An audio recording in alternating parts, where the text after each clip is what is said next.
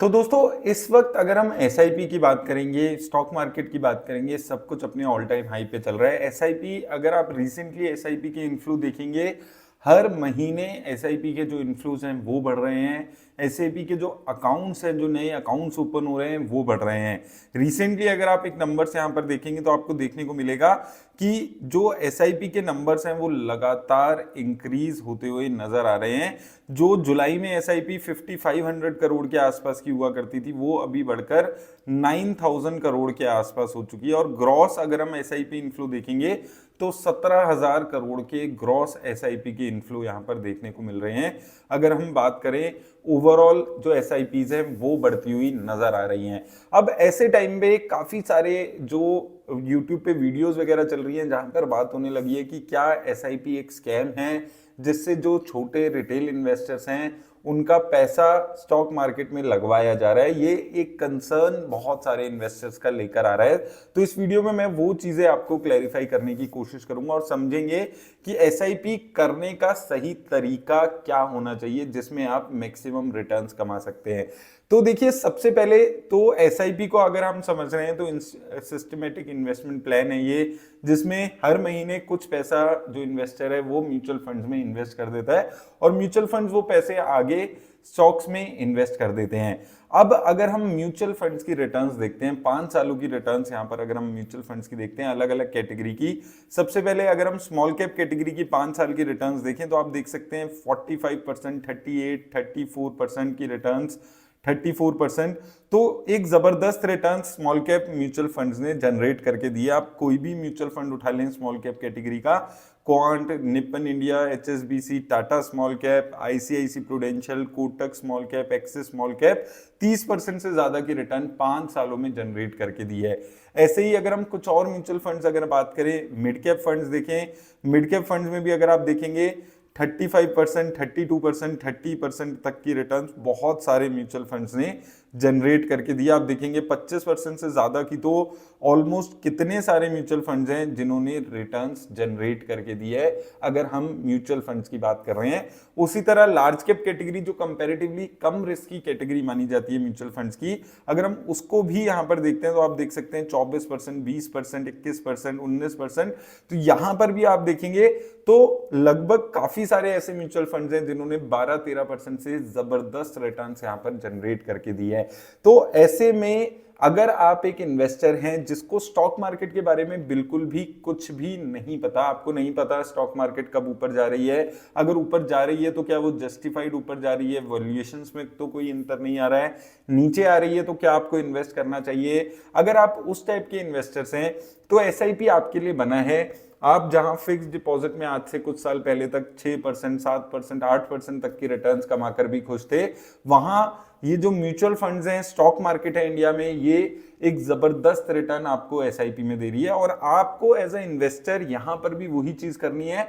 जो आप शायद फिक्स डिपॉजिट में कर रहे हैं कि आप पैसा डाल रहे हैं, आपको मतलब नहीं है कि वहां पे कैसी रिटर्न्स आ रही है, लेकिन हिस्टोरिकली एक जबरदस्त रिटर्न्स आ रही है। अब लेकिन उन इन्वेस्टर्स के लिए जहां जो स्टॉक मार्केट की थोड़ी बहुत भी नॉलेज रखते हैं और उसके बाद भी आप सिर्फ एसआईपी के थ्रू इन्वेस्टमेंट कर रहे हैं कि ये सोच के कि एसआईपी ही एक तरीका है इन्वेस्ट करने का,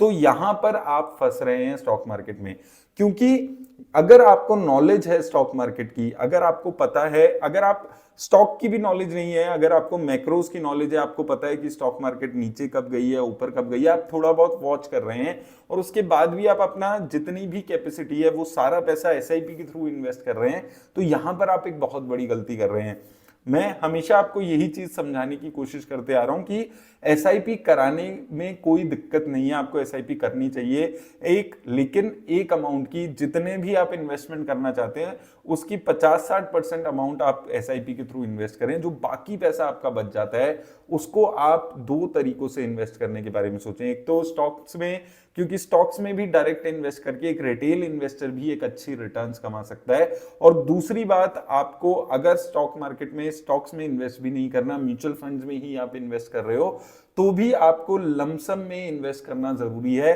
जब स्टॉक मार्केट में एक अच्छी खासी गिरावट आ रही है, जब स्टॉक मार्केट कंसोलिडेट कर रहा है, तो आपको अपनी एसआईपी का अमाउंट बढ़ाना जरूरी है। क्योंकि देखिए होता क्या है कि अगर आप मार्केट की कंडीशन ना देखकर सिर्फ एसआईपी करते रहेंगे, जैसे इस वक्त मार्केट 21,500 के आसपास चल रही है, इस वक्त भी आप उतनी ही एसआईपी कर रहे हैं जितनी एसआईपी आप आज से 1 साल पहले जब मार्केट 15,000 14,000 के लेवल्स पे हुआ करती थी तब कर रहे थे, तो आप बहुत बड़ी गलती कर रहे हैं। और साथ में आपको एक चीज और समझनी है कि एसआईपी के जो आपको रूल्स दिए जाते हैं, जो बातें की जाती हैं कि 10,000 रुपए उठाइए, स्टॉक मार्केट में लगा दीजिए, एसआईपी के थ्रू इन्वेस्ट करते रहिए और 30 साल बाद आपको अच्छे रिटर्न्स मिल जाएंगी, उसमें भी एक आप बेसिक गलती कर रहे हैं कि जैसे जैसे आपकी इन्वेस्टमेंट इंक्रीज हो रही है, आपका पैसा इंक्रीज हो रहा है, आपकी जो इनकम है वो इंक्रीज हो रही है, उसके साथ साथ आपको अपनी इन्वेस्टमेंट की वैल्यू भी बढ़ानी जरूरी है। और उसके लिए आपको लिए जरूरी है कि आप सिर्फ एसआईपी ना करा के स्टेप अप एसआईपी कराएं, जिसमें आप हर महीने हर साल अपना जो एसआईपी का अमाउंट है उसको बढ़ाइए। अब मान लीजिए आज आपकी इनकम 50,000 रुपए और आप 10,000 रुपए उसमें से इन्वेस्ट कर रहे हैं स्टॉक मार्केट में, अगले साल आपका इंक्रीमेंट हो जाता है और आपकी जो इनकम है वो 10% बढ़ जाती है, 55,000 हो जाती है। तो आपको अपनी जो एसआईपी है उसको भी 10% बढ़ा के 10 से 11,000 रुपए कर देना है। ये गलती आपको नहीं करनी है कि आप सिर्फ एसआईपी में वही जो आपने 25 साल की उम्र में जो अमाउंट फिक्स कर दिया था कि 10,000 रुपए की एसआईपी में कराता रहूंगा, वही एसआईपी आप लगातार कराते रहें और हर मार्केट कंडीशन में आप वो एसआईपी कराते रहें। एसआईपी में पॉज करने का भी ऑप्शन होता है, तो जब मार्केट ओवर वैल्यूड आपको दिखती है, जो हम लगातार अलग अलग सिचुएशंस में बात करते हैं, आपको ये थोड़ा बहुत रिस्क अपने पैसे पे लेना होगा, क्योंकि अल्टीमेटली आप अपना पैसा ऑल टाइम हाई के टाइम पे लगा रहे हैं या नीचे लगा रहे हैं, वो सारी चीजें भी आपके लिए मैटर करती है। लेकिन अगेन, अगर आप स्टॉक मार्केट में बिल्कुल कुछ भी नहीं देख रहे हैं,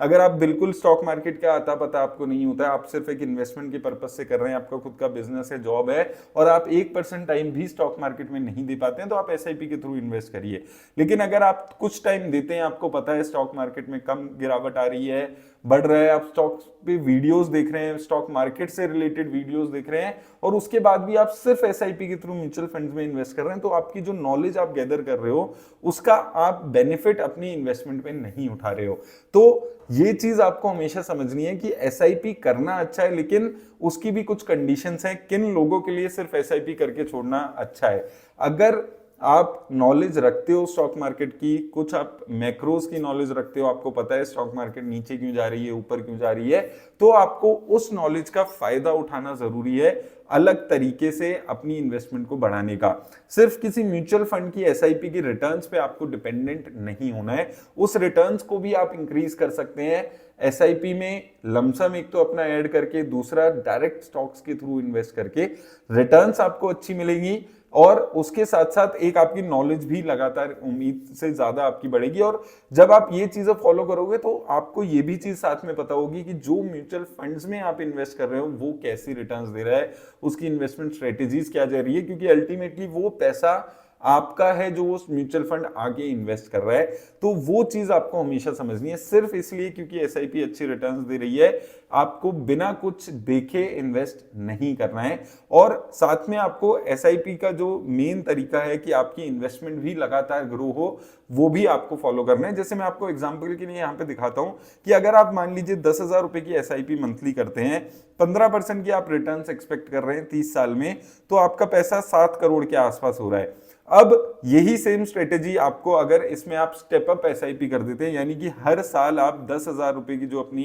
इन्वेस्टमेंट आपने आज सिलेक्ट की है उसको 10% से ही इंक्रीज करेंगे, तो ये अगर आप यहां पर देखेंगे स्टेप अप एसआईपी में सेम आपकी स्ट्रेटेजी है, 10,000 ही आज आप इन्वेस्ट कर रहे हो, लेकिन हर साल 10% आप अपनी एसआईपी बढ़ा रहे हो, तो वो जो आपका 30 साल बाद पैसा मिलने वाला है वो बहुत ज्यादा ड्रास्टिकली इंप्रूव हो जाता है। क्योंकि इसमें दिक्कत क्या है सबसे बड़ी, कि आप आज जो इन्वेस्टमेंट की स्ट्रेटेजी बना रहे हो 10 साल 20 साल के लिए, वो आप आज की इनकम को सोचकर और आज के जो पैसे की वैल्यू है उसको सोचकर बना रहे हैं। लेकिन आपको ये सोचना है कि उस पैसे की वैल्यू आज से 20 साल बाद 30 साल बाद कितनी रह जाएगी अगर आप सिंपल एसआईपी कराकर छोड़ देंगे। तो एसआईपी एक तरीका है, लेकिन उसके साथ साथ भी आपको एफर्ट करने पड़ेंगे अगर आपको रियली अपने पैसे को ग्रो करना है, अलग से आपको अच्छी रिटर्न्स कमानी है, क्योंकि अल्टीमेटली जितना पैसा आप स्टॉक मार्केट में इन्वेस्ट कर रहे हैं उसी पे आपको रिटर्न्स मिलने वाली है। तो अगर आप सिंपली एसआईपी करा के छोड़ देंगे